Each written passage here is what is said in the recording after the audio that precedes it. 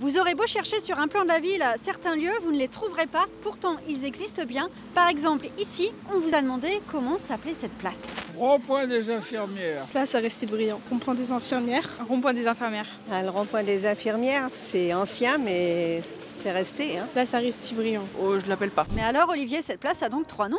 Alors effectivement, 3 noms pour une seule place, c'est pas banal. Le nom officiel ici, c'est la place Aristide Briand. Mais beaucoup de Rémois l'appellent encore le rond-point Cérès, du nom de la rue qui part de ce rond-point jusqu'à la place Royale. Enfin, d'autres Rémois l'appellent tout simplement le rond-point des infirmières, en référence au monument au centre de cette place, dédié aux infirmières qui se sont illustrées pendant la Première Guerre mondiale. 3 noms donc, et à vous de choisir.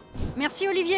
Alors, deuxième lieu, cette fois-ci, on vous a demandé comment vous nommiez cet axe routier qui se situe derrière moi.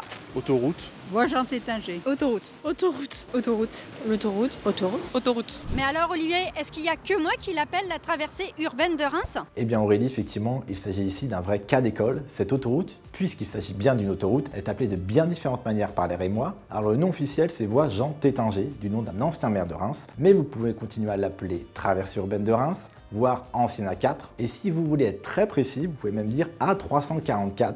Mais là, hormis le personnel de la SANEF ou votre GPS, personne ne vous comprendra. D'accord, merci Olivier pour toutes ces explications.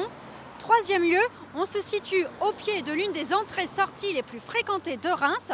On vous a demandé comment vous la nommiez. Avenue de Champagne, même si voie du Rouillat, ça le fait. Voie du Rouillat. Avenue de Champagne. Avenue de Champagne. Avenue Champagne. Le Rouillat. Avenue de Champagne. La voie du Rouillat. Alors Olivier, au final, qui a raison?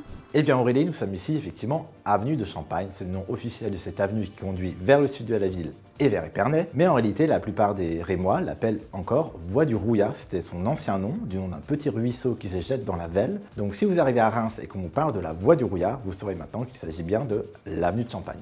Cette émission est aussi la vôtre, n'hésitez pas à nous laisser un message à l'adresse qui s'affiche et pour plus de contenu, abonnez-vous.